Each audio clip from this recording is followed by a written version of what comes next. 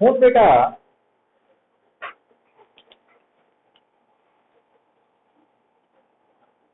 जिहड़ा B point है इत्थे कुल कितनियां फोर्सेस लग रही हैं? 1 2 3 4 है ना। इत्थे बस खत्म हो गया काम। आही है 2 पॉइंट है ना। हुण चाहे बी पॉइंट है चाहे डी पॉइंट है इक्विलिब्रियम है ना। नेट फोर्स 0 है। हुण नेट फोर्स 0 तो बाद अगली गेम शुरू होनी साडी वो की है पुत्र। देखो तुसी फोर्सेस नू बैलेंस करन दे लई या तो लैमिस थ्योरम लगाओगे, पर लैमिस थ्योरम तो सिर्फ 3 फोर्सेस लई है, मतलब इत्थे लगा सकते हैं इत्थे नहीं लगा सकते है ना। पर कंपोनेंट्स वाला कंसेप्ट हर जगह पे लगा सकते हैं, तो कंपोनेंट्स वाला कंसेप्ट ज्यादा सूट करेगा। कितना करेगा आ देखिए मेरा। तो आ जरा डी पॉइंट है तो आ वर्टिकल लाइन है और आ हॉरिजॉन्टल है ना। तो अगर आ एंगल 45 डिग्री है तो आ एंगल भी पता लग गया क्यों। अच्छा अगर आ एंगल 37 डिग्री है तो आ एंगल भी ठीक। हुण जिहड़ा T1 है इहदा इधर कंपोनेंट की बन गया T1 cos 45 डिग्री और इधर आ गया T1 sin, और आ जी T2 है इहदा इस तरफ कंपोनेंट आ गया T2 cos और इधर आ गया T2 sin आ गया।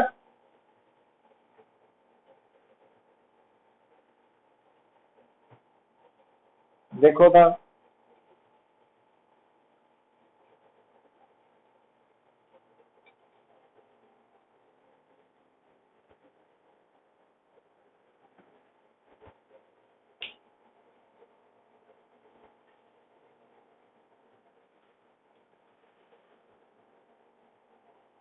हुण जो कंपोनेंट्स बन गए ना तो जिन्नी फोर्स ऊपर नू उन्नी नीचे नू, तो T1 cos 45 degree plus T2 cos 37 degree is equal to 350 equation 1।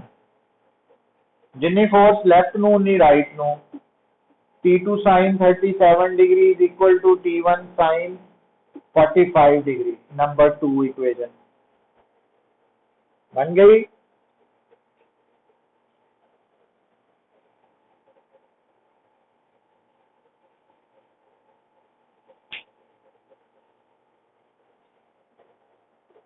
हुण देखो हुण इहदे च तुहानू कैलकुलेटर या टेबल की लोड़ पैनी है ना, क्योंकि 37 डिग्री आ गया। वैसे 37 डिग्री की वैल्यू ਉਹਦੇ ਲਈ हाँ आ देखो आराम ਦੇ ਨਾਲ राइट एंगल ट्रायंगल बनाओ 37 degree tan 37 degree 3/4 3 perpendicular by 4 means base, तो ये 5 हो गया। तो sin 37 degree perpendicular over hypotenuse ते cos 37 डिग्री बेस ओवर, पता लग गया। आ जिहड़ियां दो इक्वेशंस है इहदे च दो ही अननोन है, सॉल्व करके T1 T2 निकल आऊ है ना। हुण इधर आ जाओ। हुण इहदे विच बेटा T3 का इस तरफ कंपोनेंट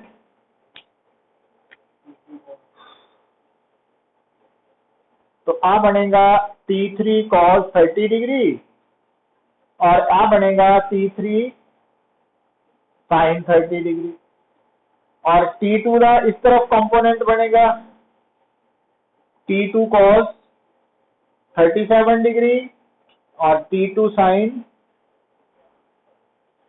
देखो था बन गया। हुण उपर नूं कितनी फोर्स है और थल्ले नूं 100 प्लस नंबर 3। लैफ्ट नूं कितनी फोर्स है T4। राइट नूं कितनी फोर्स है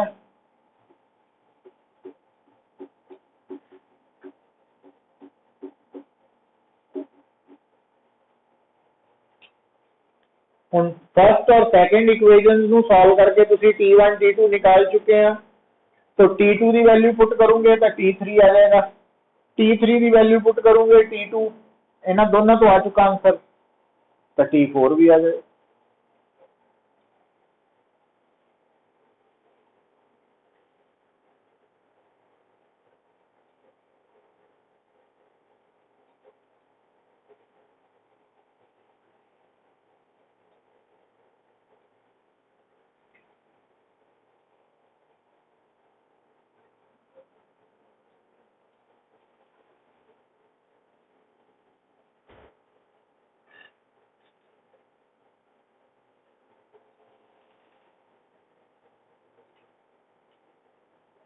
next question number 4। Question number 4 करो ड्रॉ डायग्राम।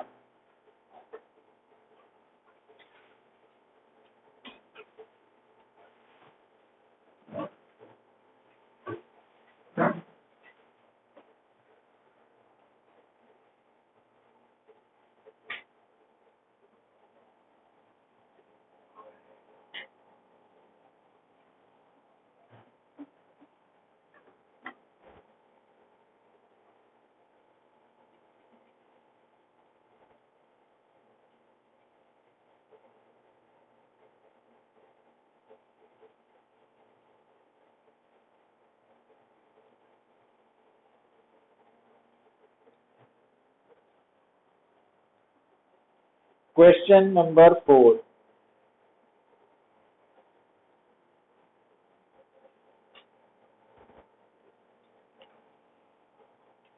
तो आ दो पुलिस है,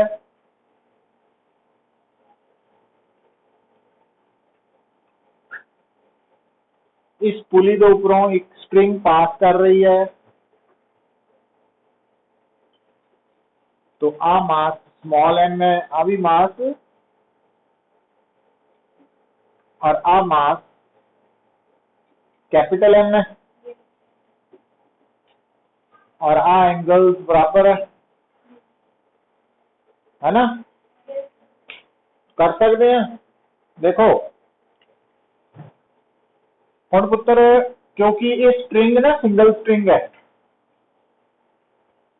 तो आ टेंशन T है, तो आ भी टेंशन, आ भी, आ भी, और आ weight mg capital mg small mg है ना।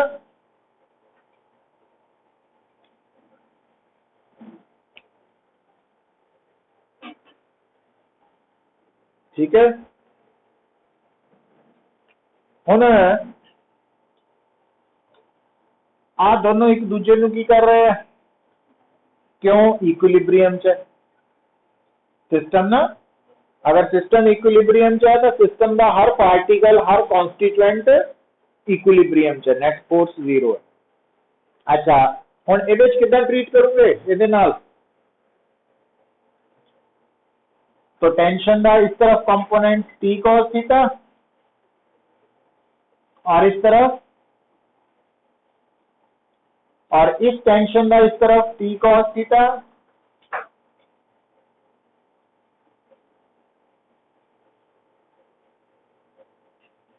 तो ऊपर नूं कितनी फोर्स है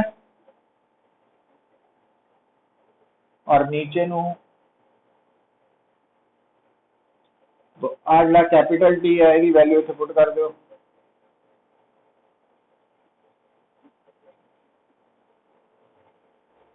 है ना। रिलेशन आ गया दोनों के मासे।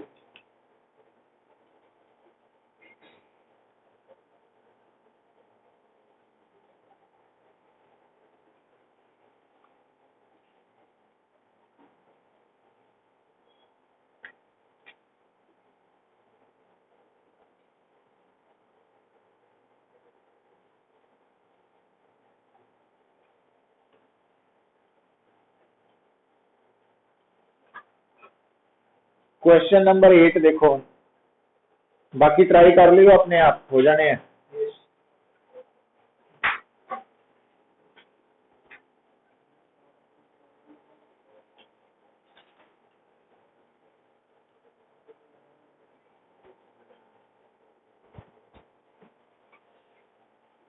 एट प्रॉब्लम देखो,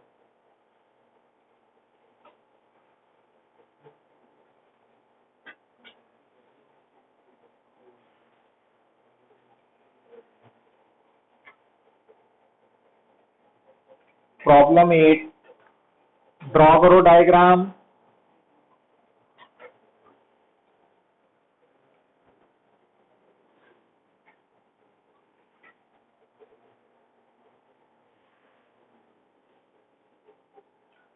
सब तो पहला तो इंक्लाइंड प्लेन है,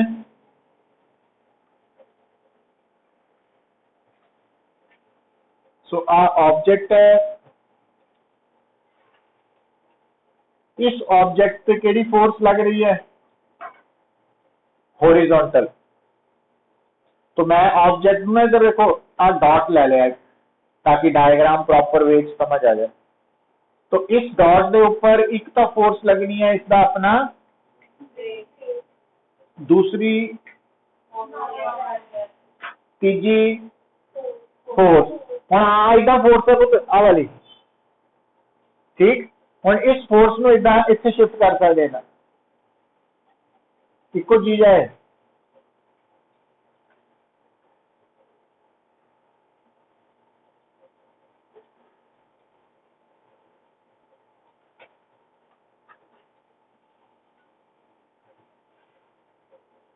हम की करूंगे,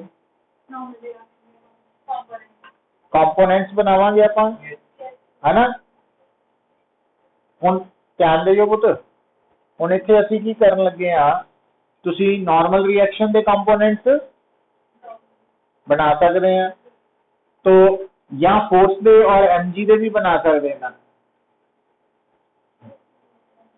आ थीटा, तो आ हो गया mg cos थीटा, और इस तरफ और ये कंपोनेंट इस तरफ आ एंगल थीटा ही है ना।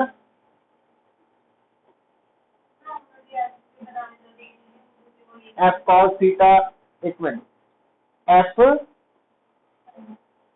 साइन थीटा, है ना।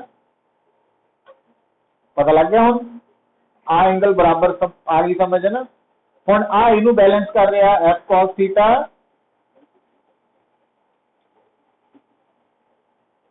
और normal reaction F sine theta plus mg cos theta.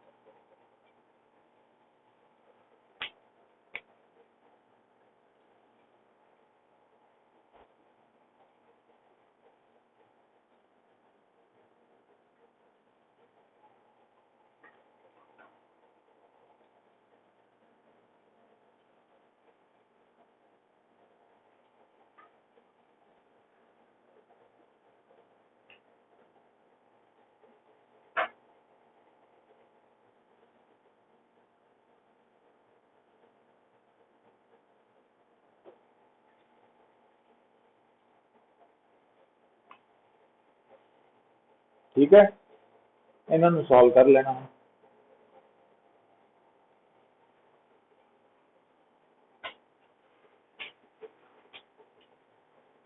उन्हें पूछा की है, फाइंड आउट की करना, हाँ फोर्स का, तो वो इत्थों ही आ जाना, सिर्फ कितना आ जाना, mg tan थीटा हो जाना, है ना। तो हुन अगर तुसी नॉर्मल रिएक्शन के कंपोनेंट्स बनाने फिर एफ की वैल्यू एन की टर्म च आ जानी सी ना, फिर थानू की करना पैना सी, देखने नू सौखा लग रहा सी वो, पर नॉर्मल रिएक्शन नू एलिमिनेट करना पैना है, तो ਉਹਦੇ ਲਈ फिर इक्वेशन नू सॉल्व करना, इत्थे डायरेक्ट आंसर आ जाता है।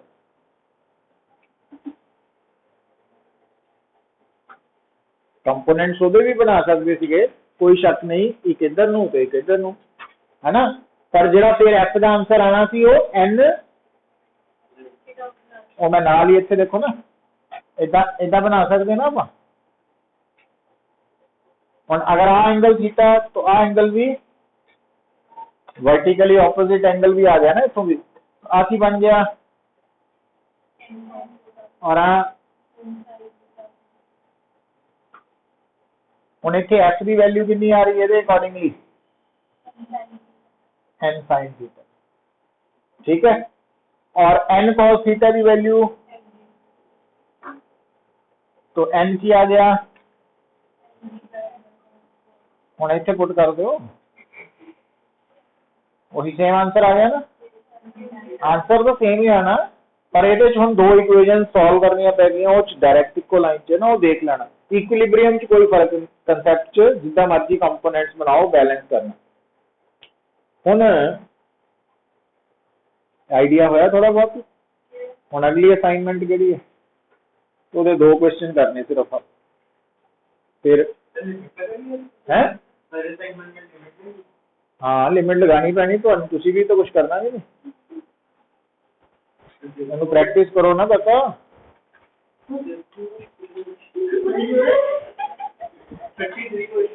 ये 45 के कितने हैं, ये 45 क्वेश्चन है, हाँ ये अज दो करने हैं, बट वो नाल दे दो चार तुसी भी कर सकते हो, 45 नहीं करने एक दिन। हम देखो असाइनमेंट 3B3 दा कोई भी क्वेश्चन जड़ा वा, जिस तरह सैकेंड तो मैंने लगता तुसी कर लोगे, फर्स्ट वाल आ जाओ,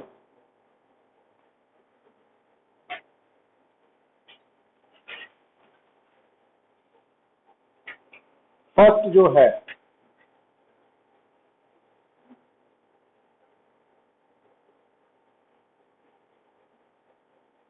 फर्स्ट तेरी डायग्राम ड्रॉ करो बस,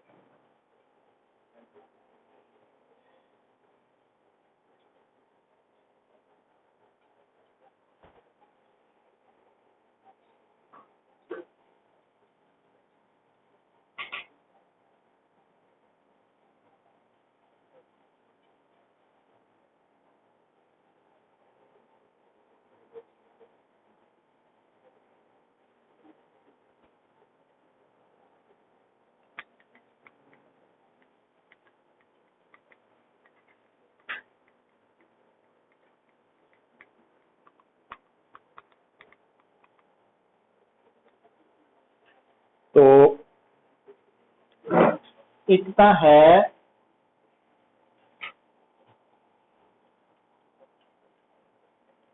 आ बॉक्स है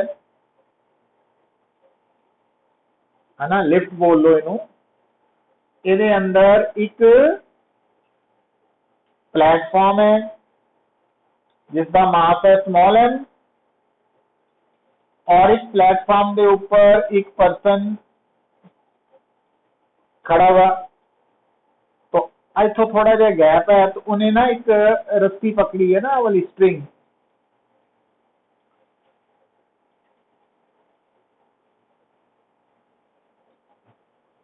हुण ये जिहड़ी स्ट्रिंग है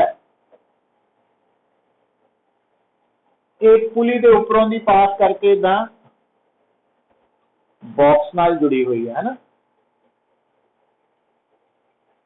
और ये पूरा सिस्टम की है, हुण इस बॉक्स का मास दिता है, ਇਹਦਾ तो स्मॉल एम दिता, ਇਹਦਾ दिता स्मॉल एम, ਇਹਦਾ आदमी का और ਇਹਦਾ कुछ नहीं दिता, मास लैस है ना, मन के चलता आ विच ही आ गया ये। हुण इस सिस्टम की है इक्विलिब्रियम। फाइंड आउट की करना, टेंशन इन द और प्लेटफॉर्म, ठीक है, ये गिवन है। हुण पुत्र देखो, सब तो पहला एक परसन जिहड़ा वा उहदे ते किहड़ी किहड़ी फोर्स लग रही है वो क्या तुसी नोट डाउन कर सकते हैं। परसन ते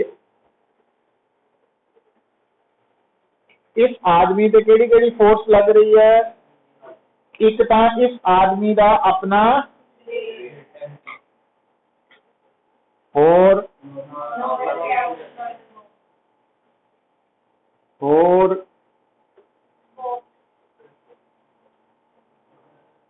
बस आदमी ने रस्सी, हाँ रस्सी पकड़ी है,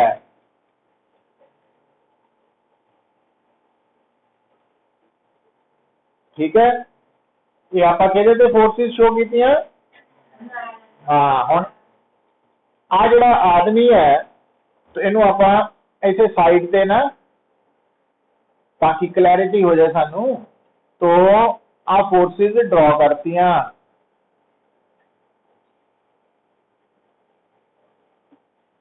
ठीक है।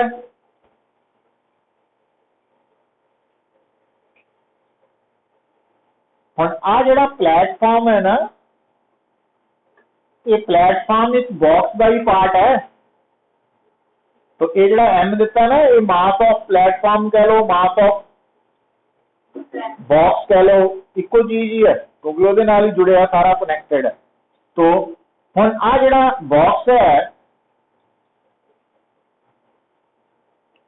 तो ये ध्यान दो, इस बॉक्स पे किहड़ी किहड़ी फोर्स लग रही है। हुण आ देखियो, हुण इस बॉक्स नूं फिर आप अलग कर दईए तां हुण सिर्फ बॉक्स वाल ही ध्यान होना चाहिए साडा। तो आ बॉक्स का हिस्सा ही है, तो बॉक्स के ऊपर अच्छा आ स्प्रिंग लग रही है ना, तो इस बॉक्स पे केड़ी केड़ी फोर्स लग रही है, वेट,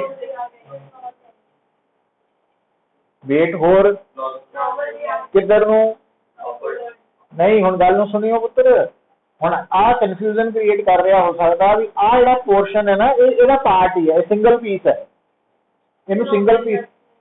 तो आ वाला नॉर्मल रिएक्शन जिहड़ा इस प्लेटफॉर्म ने आदमी ते लगाया सी, वो इहदे ते लगना किधर नूं, हाँ, और टेंशन इधर नूं।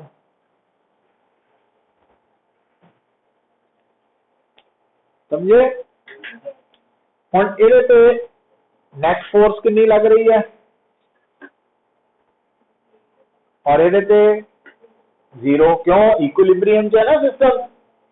तो इसका आंसर क्या हो, N plus T is equal to M G, और ਇਹਦਾ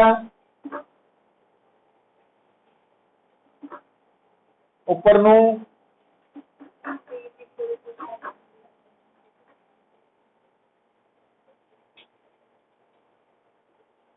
ठीक। हुण पुत्र अगर इसे टी की वैल्यू पुट कर दिने आ, देखो तो एन कितना आया,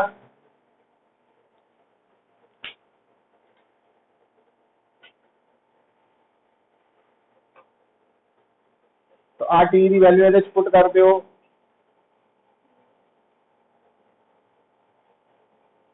तो 2n एम जी माइनस इधर बन गया, तो n आ गया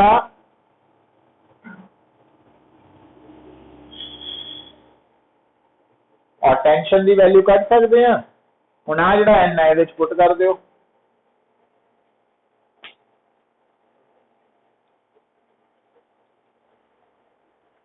आ गया।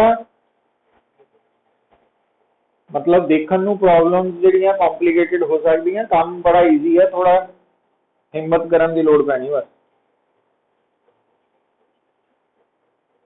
जाओ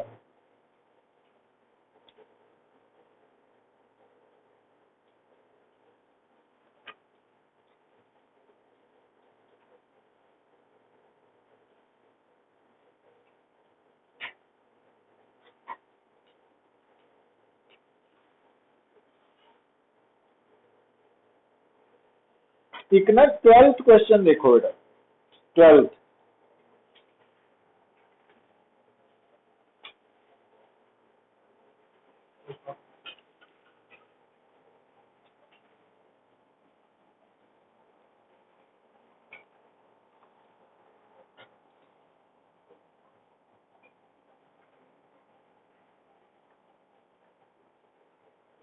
12th क्वेश्चन पढ़ो स्टेटमेंट।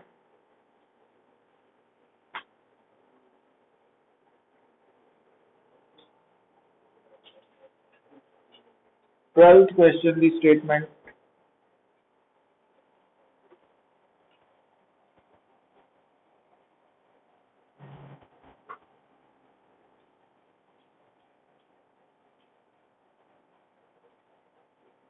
पढ़ ली की गिवन है ਇਹਦੇ एक बैलून है ना, ਇਹਦਾ मास कितना वा, तो ਇਹਦਾ मतलब वेट हो गया, फिर की होया, कांस्टेंट एक्सेलरेशन किस तरफ है, कितनी, हाँ वो सिंबल देख लेना ना, अल्फा या ए या जो भी है बस। अच्छा फिर की होया, उस तो बाद की होया, हाँ छोटा एम, ਇਹਦਾ मतलब ਇਹਦਾ ਜਿਹੜਾ ਮਾਸ है ਜਿਹੜਾ कि ਹੁਣ कैपिटल एम है, तो मास रिलीज करने तो बाद कितना रह गया,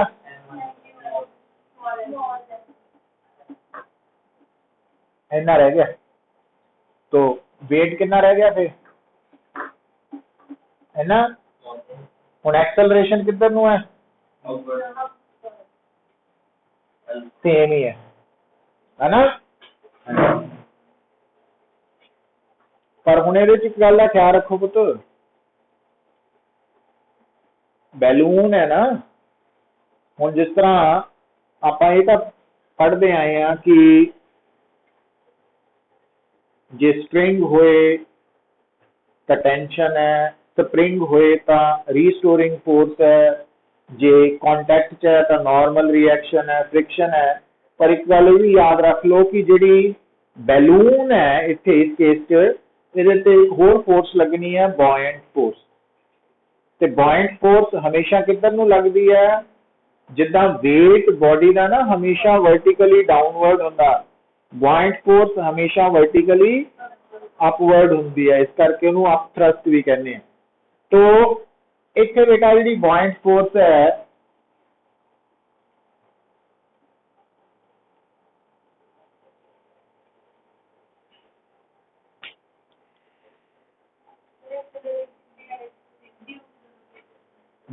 स्टेटमेंट पढ़ो पुत्र,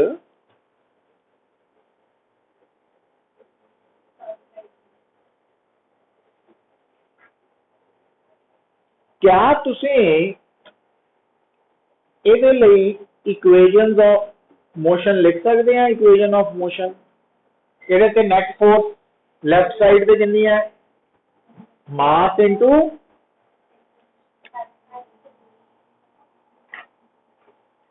आई है, ਇੱਥੇ ਲਿਖ दो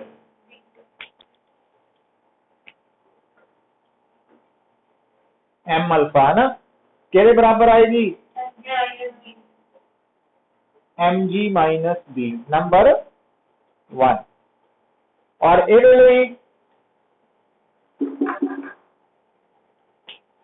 इक्वेशन ऑफ मोशन लिख सकते हैं, कितनी हुण इहदा मास कितना वा एक्सेलरेशन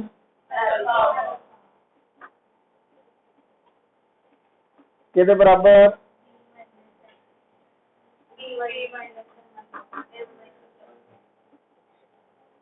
पता लगा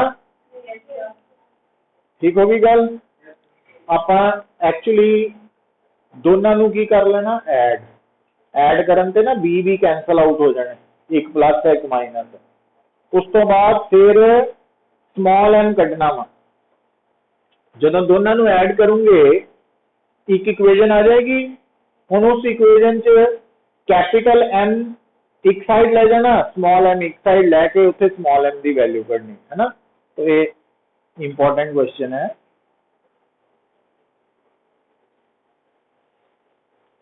क्लियर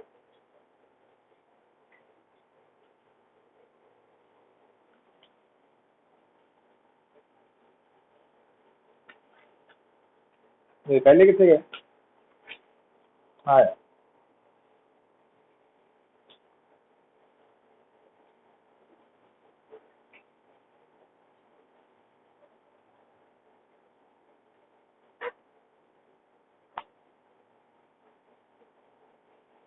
हुण आ जिहड़ी असाइनमेंट है ना 3B3 ਇਹਦੇ ਚ ਆਪਾਂ फर्स्ट क्वेश्चन कर लिया सैकेंड तुसी कर सकते हैं ये क्लास च करवाया होया ठीक है जेड़ा थर्ड फोर्थ ते फिफ्थ है ये हाले छड़ देना तुसी लिखी जाओ ना भी जेड़े नहीं करने जेड़ा फर्स्ट क्वेश्चन है वो तो कर लिया आपां 3B3 का फर्स्ट क्वेश्चन कर चुके हैं सैकेंड तुसी कर सकते हैं क्योंकि ये क्लास करवाया थर्ड फोर्थ फिफ्थ छड़ देने ठीक है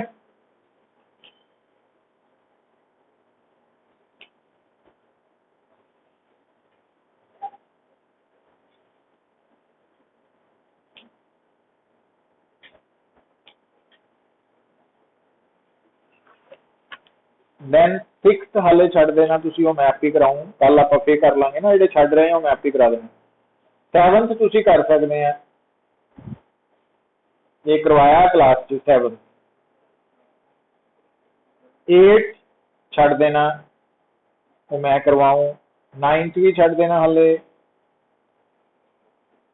10 एक कर सकते हैं ट्राई कर सकते हैं बड़ा इजी है बट सोचने की थोड़ी जी छोटी जी ट्रिकी क्वेश्चन है 11th छड़ देना ये पैट हाले मैं ही कराऊंगा जेड़ा 12th है ये हुनी करके हटे आप बस इन्हें ट्राई कर लो जेडे कहे हैं ना अज प्रैक्टिस कर लियो लिखो हुण आप वापस आइए work energy power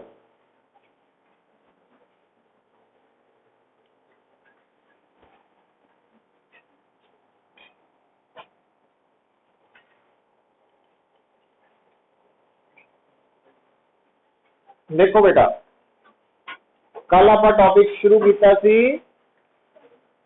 conservative and हाँ दोनों फोर्सेस जड़ियां वा की फर्क दसिया सी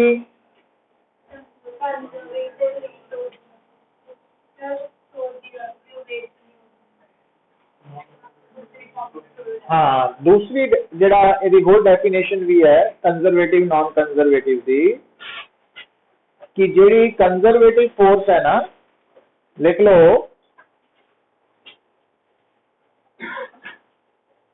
कंजरवेटिव फोर्स की definition work done bye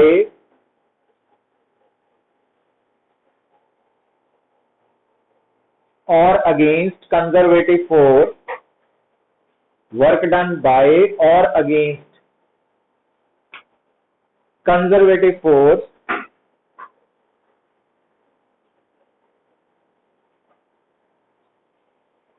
does not depend on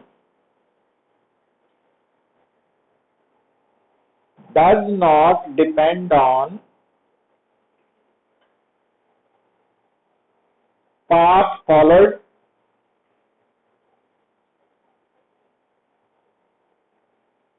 does not depend on path followed between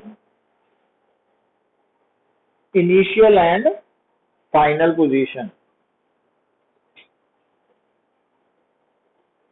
and depends only on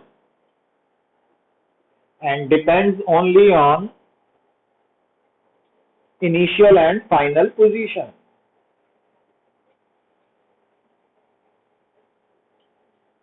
Depends only on initial and final position. Path पे नहीं depend करता, मैं समझाऊंगा हुनी, देखो 2 मिनट।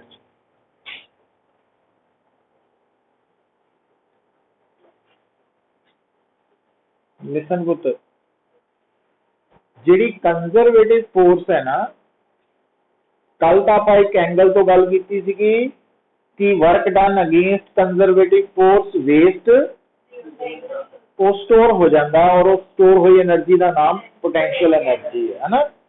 ਪਰ ਆਪਾਂ ਅੱਜ ਦੀ ਡੈਫੀਨੇਸ਼ਨ ਵਰਕ ਡਨ ਤੋਂ ਵੀ ਸਮਝੀ ਹੈ। ਪਰ ਕੱਲ ਤੁਹਾਨੂੰ 3 ਐਗਜ਼ਾਮਪਲਸ ਕੰਜ਼ਰਵੇਟਿਵ ਫੋਰਸ ਦੀਆਂ ਲਿਖਾਈਆਂ ਸੀ, ਕਿਹੜੀਆਂ ਕਿਹੜੀਆਂ? हाँ शाबाश। हुण देखो पुत्र, गल सुनो, जदों तुसी ग्राउंड फ्लोर तो है ना ऊपर जाने हैं, कितना जाने हैं? थ्रू स्टेयर्स, सीढ़ियां चढ़ के, है ना, या पाइप नाल, है ना, जिदा चोर जाते हैं। तो उदों सानू की करना पैंदा? वर्क, काम, जोर लाना पैंदा, क्योंकि ग्रेविटी सानू ऊपर जान तो जदों असीं ऊपर नूं जा रहे हैं, चाहे सीढ़ियां चढ़ के जा रहे हैं, तां असीं की कर रहे हैं? वर्क किहदे अगेंस्ट? ग्रेविटी दे अगेंस्ट, है ना। तो वो जिहड़ा वर्क डन है वो पाथ पे डिपेंडेंट नहीं है। मतलब ਇਹਦਾ ਹੁਣ मीनिंग की है कि मान लो तुसी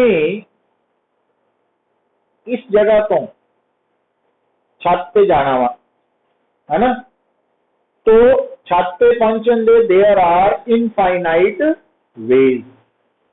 किदा देख तो अपनी पौड़ियां चढ़ के अपनी छत पे चला गए, तो एक पहला गुआंढी के घर चला गए, है ना, वो पौड़ियां चढ़ के वो छत तो टप के अपनी छत पे आ गए। तो हुण इस केस दे विच जिहड़ी प्रॉब्लम आंदी है, जिहड़ी असीं प्रैक्टिकली इस डेफिनेशन नूं गलत साबित करने की कोशिश करते हैं, वो की है कि जे असीं अपने घर दे पौड़ियां नाल ऊपर जाइए या गुआंढी दे घर पहला होइए फिर पौड़ियां चढ़ के, है ना, पहुंचीए, तो सानूं लगदा भी वो वाला वर्क डन की है ज्यादा वा। तो एक्चुअली ज्यादा क्यों है पर ਉਹਦਾ कारण ग्रेविटी नहीं है, ਉਹਦਾ कारण है फ्रिक्शन, ਉਹਦਾ कारण है एयर रेजिस्टेंस। मतलब ਜਦੋਂ ਅਸੀਂ ਚੱਲ ਰਹੇ हैं ना, ਤਾਂ ਚੱਲਦੇ वक्त ਸਾਨੂੰ 2 वर्क करने पै रहे हैं, एक फ्रिक्शन ਦੇ अगेंस्ट, दूजा एयर रेजिस्टेंस ਦੇ अगेंस्ट, है ना, ਤੇ तीसरा जे ਅਸੀਂ ਉੱਪਰ ਨੂੰ जा रहे हैं ਤਾਂ ग्रेविटी ਦੇ अगेंस्ट। फिर अगर मान लो इदा की कंडीशन होवे कि असी फ्रिक्शन ते एयर रेजिस्टेंस वाले वर्क नू, मतलब इन्हां दोनों नू गायब कर दईए, अज्यूम ही कर सकते हैं, क्योंकि जे दोनों गायब हो गए तो फ्रिक्शन गायब होना फिर चल नहीं पाना ना, वो प्रैक्टिकल लिमिटेशन आ जाती। बट आप गल नू समझना, तो जे फ्रिक्शन ना होए ते एयर रेजिस्टेंस ना होए और साडा चलना पॉसिबल होए, तो फिर जदों असी नीचे तो छत पे जावांगे तो चाहे असी सीधा जा रहे हैं, है ना, मतलब वो डायग्राम दे अकॉर्डिंगली कि चाहे असी ए पॉइंट तो सीधा बी पॉइंट पे पहुंच गए, चाहे असी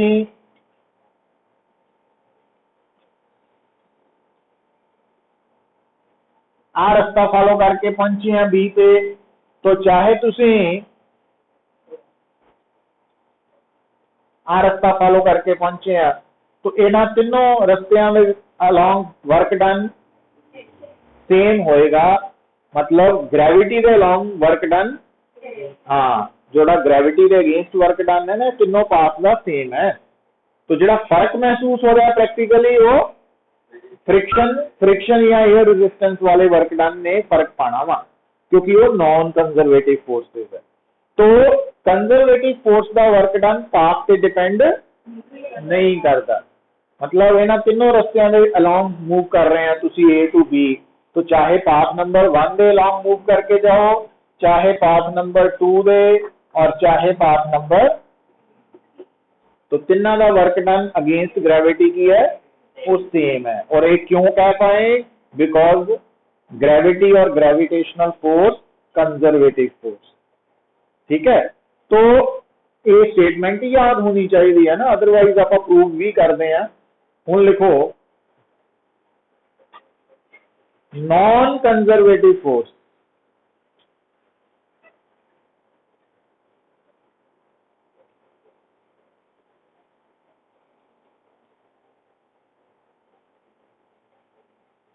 work done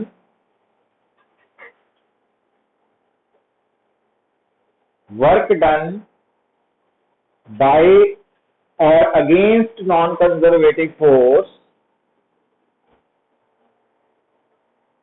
depends on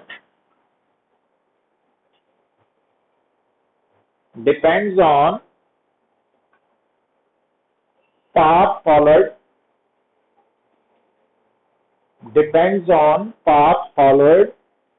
between initial and final position।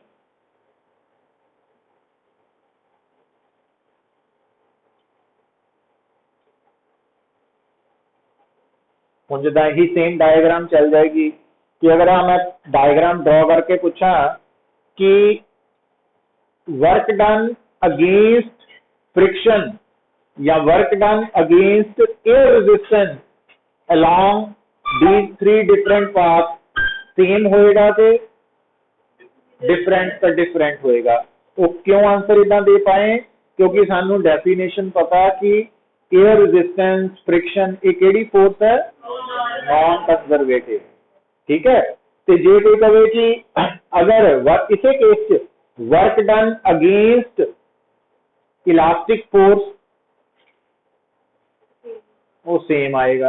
Work done against electrostatic force, work done against gravity, वो क्यों कह सके, वो कंजर्वेटिव। ठीक है, तो वर्क डन बाय और अगेंस्ट किसी भी फोर्स का वर्क डन या अगेंस्ट अगर पाथ पे डिपेंडेंट नहीं है, ठीक है, तो वो कंजर्वेटिव है, तो जे पाथ पे डिपेंडेंट है तो नॉन कंजर्वेटिव। हुण लिखो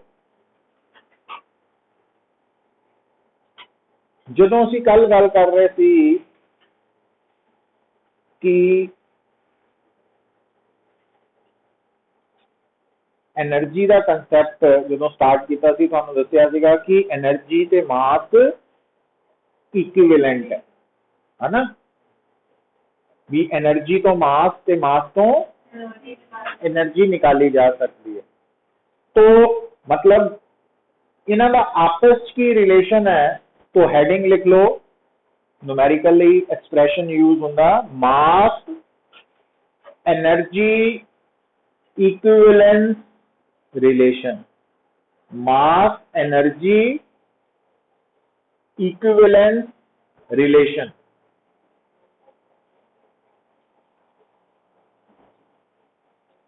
देखो बेटा, मास एनर्जी इक्विवेलेंस रिलेशन, हुण मास एनर्जी इक्विवेलेंस रिलेशन जिहड़ा वा उहदे अकॉर्डिंगली अगर आप फार्मूला याद करिए तो E is equal to MC square है, जिहड़ा C है ये है speed of light in vacuum, और यदि वैल्यू फिक्स्ड है, और M की है बेटा मास, और E है ठीक। फिर एक गल का ख्याल की रखना, वैसे तो जो असी कोई भी कैलकुलेशन करते हैं, कोई भी फार्मूला यूज करते हैं, तो उस फार्मूला जिन्नियां भी क्वांटिटीज इन्वॉल्व है, तो हर क्वांटिटी दी वैल्यू सबस्टिट्यूट करते वक्त ओदा system of unit SI he use करते हैं, है ना, सेम रखना होंगे। तो ਇਹਦਾ मतलब ਜਦੋਂ ਤੁਸੀਂ ਇਹ फार्मूला यूज करोगे तो ਤੁਹਾਡਾ मास किलोग्राम च होना चाहिए, तो E जूल आएगा, तो जे E जूल है तो मास किलोग्राम आएगा, है ना। ये गल तो समझ लगनी चाहिए। पर हुण नाल दी नाल अगला पॉइंट भी समझ जाओ कि अदर यूनिट्स ऑफ एनर्जी की जो असी गल करते हैं, तो SI यूनिट ऑफ एनर्जी तो जूल है, बट CGS अर्ग है, वो बारे पता सानू 1 जूल इज इक्वल टू 7 अर्ग। पर हुण इस तो इलावा एक होर यूनिट है जो थानू पता होना चाहिए, इलेक्ट्रॉन वोल्ट। तो electron volt unit of energy है। हम बेटा 1 इलेक्ट्रॉन वोल्ट जो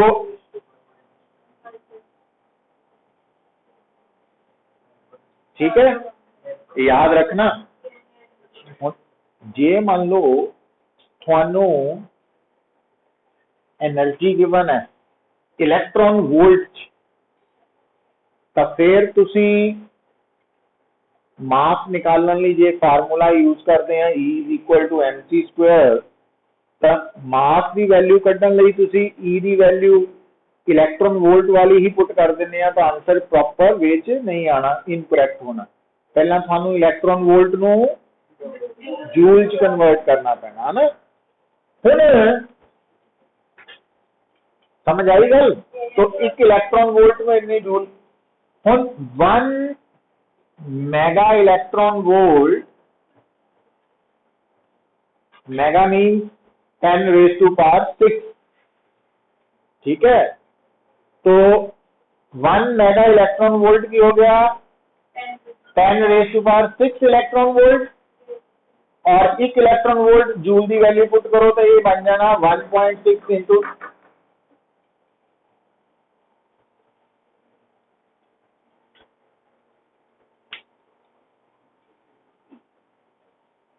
क्लियर है। तो ये रिजल्ट याद होना चाहिए ना, ये रिलेशन याद होने चाहिए। अच्छा हुण इहदा उलट मास का SI यूनिट की है किलोग्राम, ते CGS ग्राम। पर केमिस्ट्री तुसी पढ़िया होना कि एटॉमिक या एलीमेंटरी पार्टिकल्स दे मास नू असी हाँ AMU तो पुराना नाम है ना, एटॉमिक मास यूनिट। आजकल लेटेस्ट है यूनिफाइड मास यूनिट, है ना, यूनिफाइड मास यूनिट। बट कोई गल नहीं, AMU जिसनू पुराने नाम थी AMU नाल हुण नवा की बन चुका है U। तो 1U 1.67 into 10 raise to power -27 kg, ठीक है। मतलब अगर मैनू मास गिवन है U की टर्म च, U मतलब यूनिफाइड मास यूनिट, तो मैं पहला उन्होंने किलोग्राम च कन्वर्ट कर लें।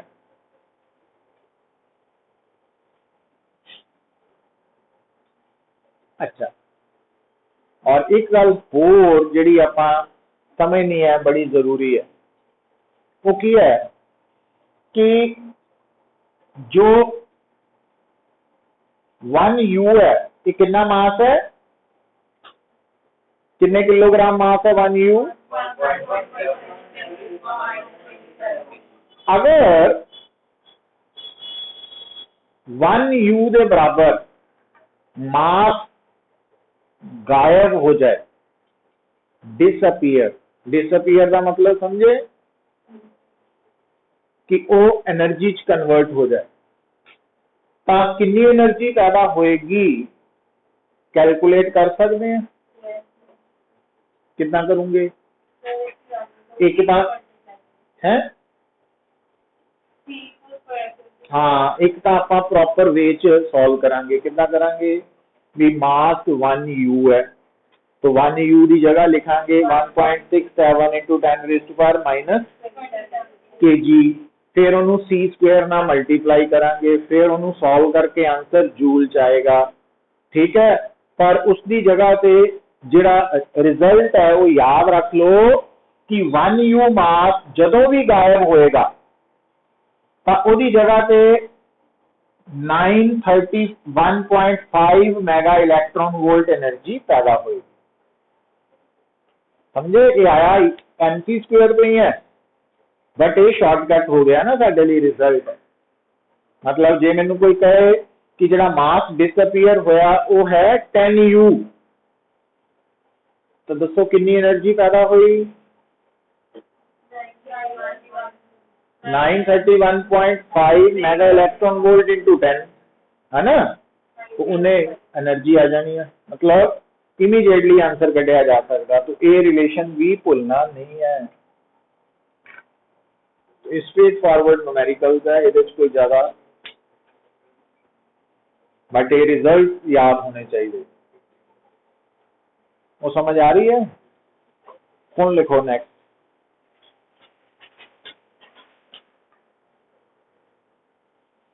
पावर बारे सुनिया की हुंदी है? लिखो पावर। देखो बेटा, फिर वही गल जी आप फर्स्ट यूनिट सैकेंड यूनिट तो स्टार्ट की थी। Power mean instantaneous power, rate of doing work, rate of doing work.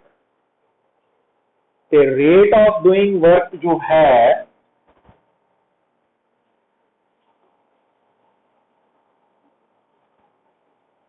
Rate of doing work, तो power is equal to dW by dt, rate of doing work. ठीक है, तो दूजी तो average power, जी तुसी डेफिनेशन बोल रहे हैं ना वर्क ओवर टाइम, वो बेसिकली एवरेज पावर है, ratio of work done to time taken.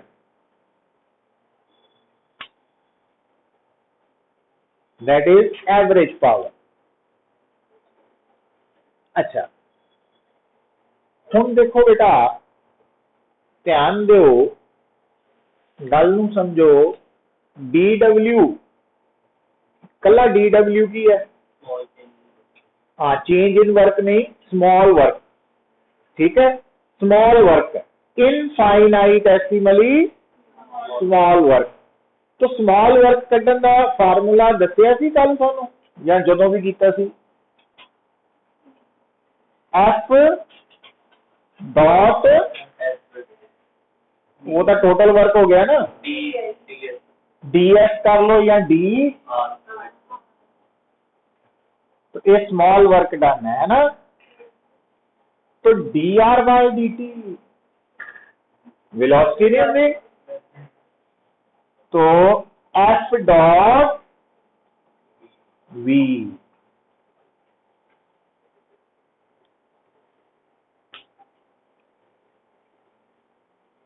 तो जी पावर है, रेट ऑफ डूइंग वर्क है, तो उन्होंने असी फोर्स ते वेलोसिटी के डॉट प्रोडक्ट तो भी निकाल सकते हैं। ठीक है, मतलब उनके रिजल्ट पता होने चाहिए। जिदा एक न्यूमेरिकल लिख लो, इजी वन है ना।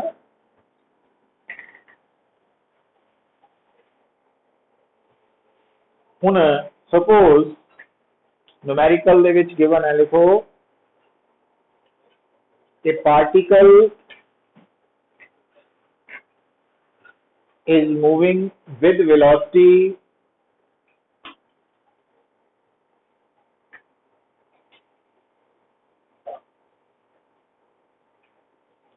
2 meter per second under the effect of force of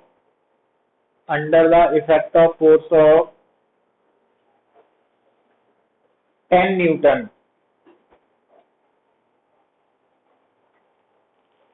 If both force and velocity are in the same direction,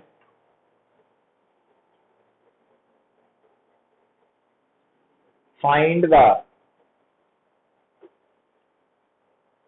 power. ਹੁਣ ਇੱਥੇ ਕਿਹੜਾ ਫਾਰਮੂਲਾ ਤੁਹਾਡੀ ਹੈਲਪ ਕਰੇਗਾ?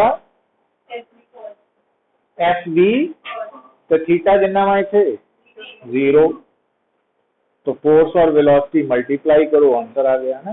0 नहीं, cos 0 1 होगा 20 watt. SI unit of power is watt.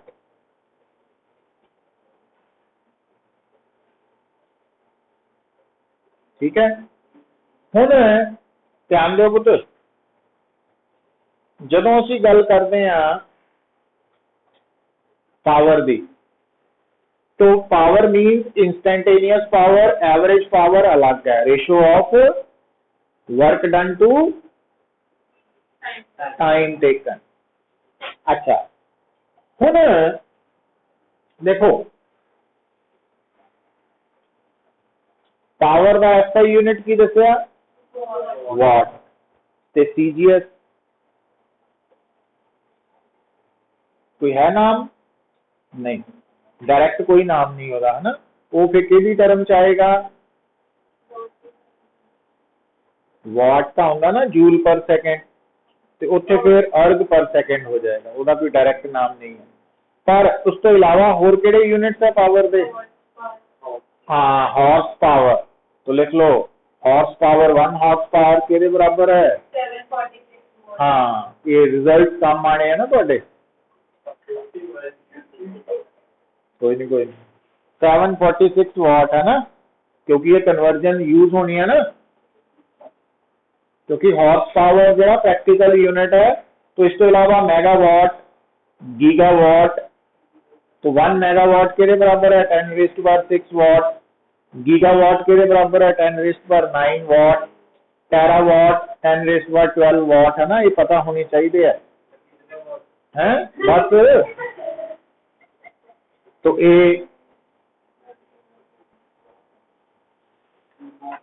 Prefixes ਦੇ ਵਿੱਚ ਕਰਵਾਇਆ ਸੀ ਨਾ ਤੁਹਾਨੂੰ, ਮੈਗਾ गीगा टेरा वाला, वो पता होना चाहिए।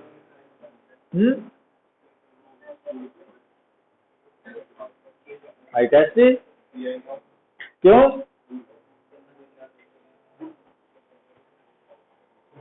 चलो हम देखो एक numerical,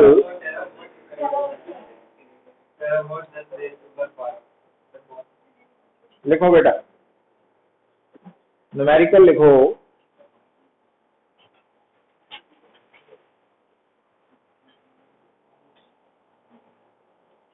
a body of mass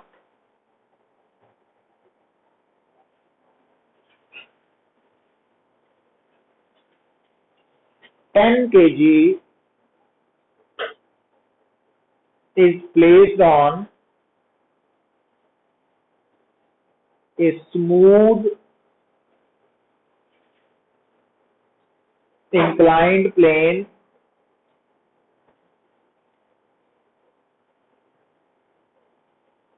as shown in figure। तो आ थोड़ा बेटा स्मूथ इंक्लाइंड प्लेन है,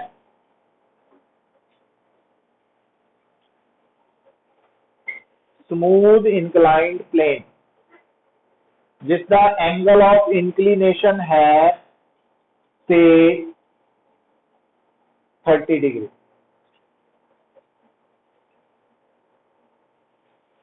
हम बेटा तो आ इनिशियली बॉडी टॉप पे प्लेस्ड है ना, 0 टाइम, और इस इंक्लाइंड प्लेन की लेंथ है से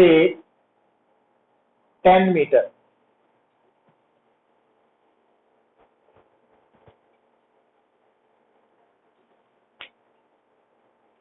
फाइंड द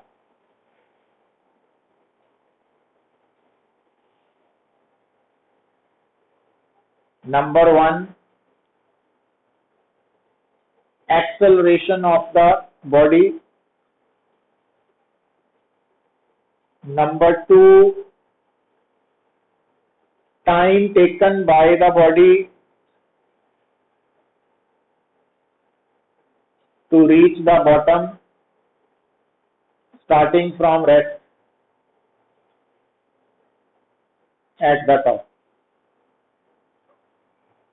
ठीक है, नेक्स्ट, मतलब ये अलग अलग पार्ट करके मैं स्टेटमेंट से कन्वर्ट करते हैं तो डायरेक्टली भी पूछ सकता है। नेक्स्ट लिखो, calculate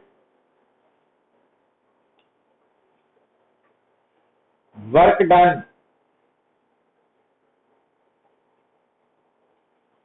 bye the force to reach the bottom.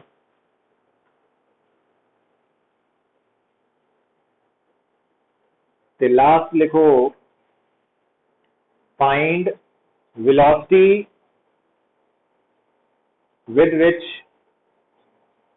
the body will reach the bottom।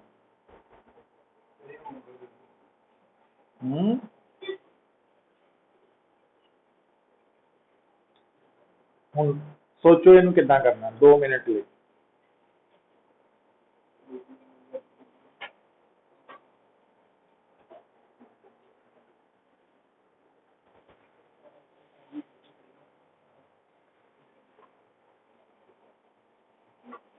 ਕਿਹੜਾ प्लेन है ये? इनक्लाइंड प्लेन है। ਇਹਦੇ ਤੇ एक स्मूथ इनक्लाइंड प्लेन ड्रॉ करो, अलग पेपर पे ड्रॉ करो ना स्मूथ इनक्लाइंड प्लेन, ਉਹਦੇ ਤੇ रखो बॉडी, बॉडी के ऊपर ड्रॉ करो फोर्सेस,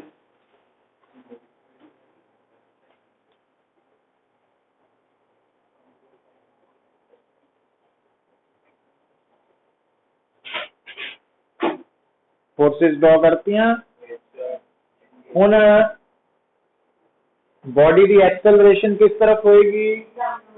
हाँ, शो करो, इक्वेशंस ऑफ मोशन ड्रॉ लिखो, कंपोनेंट्स बना के लिखना पैना ना। बॉडी जिथे मर्जी रख दो, जरूरी नहीं स्टार्टिंग से रखनी है। तो हुन फोर्सेस के कंपोनेंट्स बना के इक्वेशंस लिखनी आती है ना। हाँ, वो स्टेप्स फॉलो करो।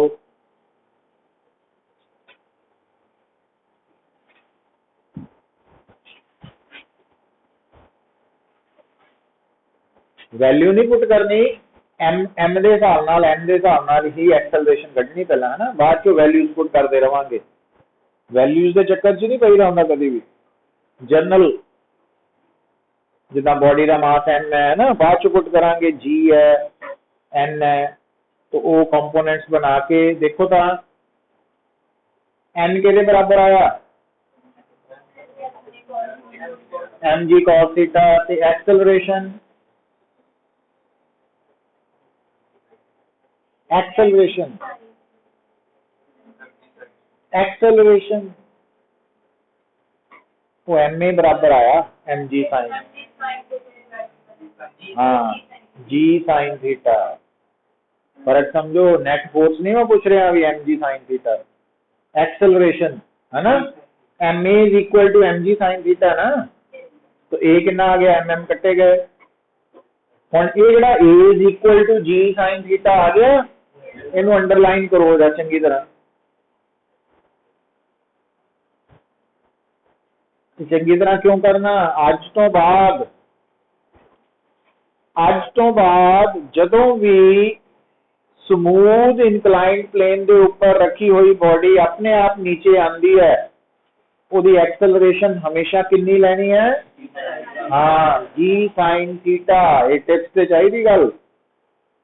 ਜਦੋਂ भी स्मूथ इनकलाइंड प्लेन के ऊपर रखी हुई बॉडी अपने आप नीचे ਨੂੰ स्लाइड डाउन करेगी, ठीक है, तो ਉਹਦੀ एक्सेलरेशन जी साइन थीटा होएगी। तो ये रिजल्ट जिदा हुण कढ़िया ना, वो कढ़न की लोड़ नहीं होनी चाहिए न्यूमेरिकल, इनू अंडरलाइन कर लो, है ना। हुण जी कितना दिता, इस न्यूमेरिकल से वापस आने ना, जी कितना दिता 10 ले लो, तो थीटा 30, तो देखो तो फिर एक्सेलरेशन कितनी आई 5 आ गई, है ना। अच्छा, हुण पहले पार्ट की करना सी आपां, निकल चुकी है। दूजे पार्ट की करना, कितना कढूंगे?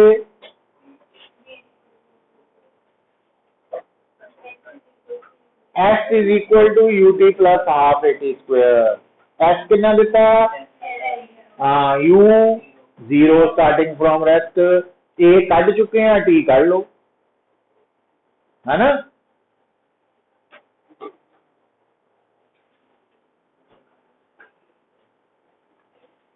कितना आया?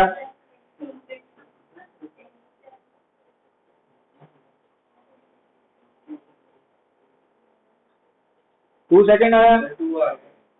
चलो होर की करना सी? हाँ, हुण वर्क डन कितना कढ़ांगे?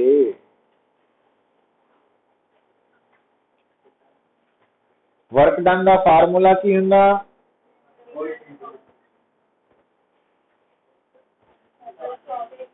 एफ। हाँ, हुण इत्थे देखो ध्यान नाल, कुल कितनियां फोर्सेस लग रही? ध्यान नाल देखो कितनियां लग रही।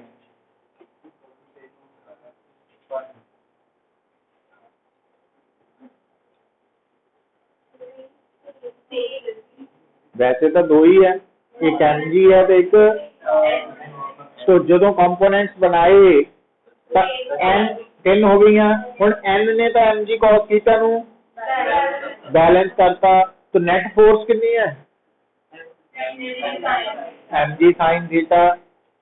ते net force M G sine theta बाद डिस्प्लेसमेंट 10 मीटर है, तो दोनों की डायरेक्शन सेम है, तो फिर वर्क डन कढ़न का फार्मूला की कल दसिया सी? एफ एस कॉस थीटा का सी। पर जो टोटल वर्क डन कढ़ना होंगे ना बहुत सारिया, या तो कली कली फोर्स का वर्क डन कढ़ के ऐड कर लो, या नेट फोर्स का वर्क डन कर लो, वो भी टोटल वर्क डन है। हुण इत्थे नेट फोर्स का कढ़ना सौखा साडे लई, तो एम जी साइन थीटा ते एच, एच कितना पुट करो, वर्क डन आ गया।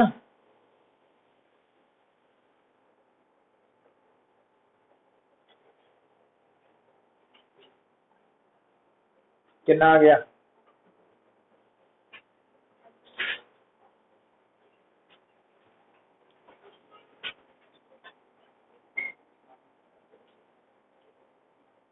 हाँ भाई, कितना आया गर्भ? एम कितना दिता? जी 10 साइन थीटा हाफ हो गया साइन 30, तो 10 है ना, जूल आ गया। होर की करना सी? ਉਹਦੇ ਲਈ ਕੀ सोचूंगे? दूजी ऑप्शन, हाँ वो बेटर रहेगी। पता क्यों?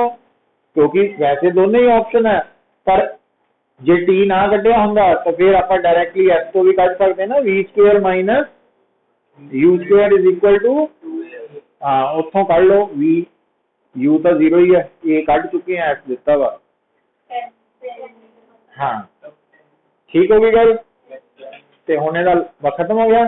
तो लास्ट लिखो फिर ਇਹਦਾ ਹੀ पार्ट कंटिन्यूएशन चलना हले। Find average power for the whole trip, है ना, एवरेज पावर कढ़नी है होल ट्रिप ले।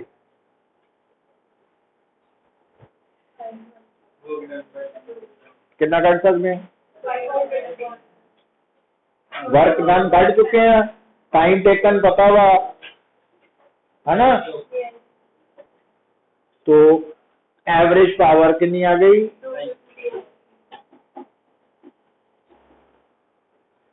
250 वाट। तो लास्ट लिखो फिर,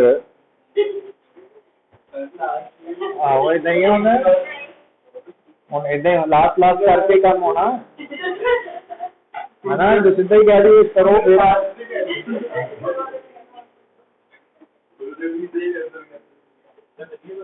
ये आखिरी लास्ट है, ठीक है ना। देखो नहीं नहीं रहन दो, नहीं कंसेप्ट दस रहे पुत कि नटदे तुसी लोग। हुन देखो find power when the body is reached at the bottom। हुन एवरेज पावर नहीं पूछी। हाँ हुन फिर कितना सोचूंगे? dw/dt तो सोचूंगे ही। एक होर ऑप्शन दी सी, हाँ SV cos थीटा। हुन सोचो, हुन ये पावर कड्ढन नूं कहा गया ना पुत्र, किहड़े पॉइंट लिखा गया? बॉटम पे। हुन शुरू तो लैके एंड तक हर जगह पे नेट फोर्स कितनी लग रही है? हाँ ठीक है, वो मतलब बॉटम पे भी mg sin थीटा ही है। पर पावर कड्ढन लई बॉटम ते वेलोसिटी किहड़ी कितनी दित्ती है सानू? निकाल चुके हैं आपां, है ना। तो ਉਹਦੇ ਨਾਲ ਕੀ कर देना? डॉट प्रोडक्ट तो लेना सी, पर क्योंकि वेलोसिटी भी अलोंग द प्लेन डाउन है और फोर्स भी उधर नू है, तो कॉस जीरो हो जाना ना, इस करके FV बन जाना है। हाँ हुन जिहड़ी गल समझण दी लोड़ सीगी पुत्तर, इधर देखो गल नू, ये प्रॉब्लम जिहड़ी है, यही प्रॉब्लम जिहड़ी 7-8 स्टैप च कवर कीती है, ये वो सिंगल स्टैप च भी कह सकदा सीगा बई एक तो एवरेज फोर्स कड्ढो, पावर कड्ढो, ते एक बॉटम ते इंस्टैंटेनियस पावर कड्ढो। तो ਉਹਦੇ ਲਈ भी सारे 7 स्टैप ना भी कहे होण, वो जरूरी सीगे, वो कड्ढने पैणे आ तां ही आंसर दे, है ना। तो ये स्टेटमेंट इदां नहीं छोटी हो के हुंदी नहीं है, स्टेटमेंट छोटी है ना। तो स्टैप्स दे विच ਉਹਨੂੰ तोड़ के करना पैना। चलो तो अज इत्थे रुकदे आं आपां। तो टेस्ट जिहड़ा वा हुण कदों दस्सिया सी तुहानूं?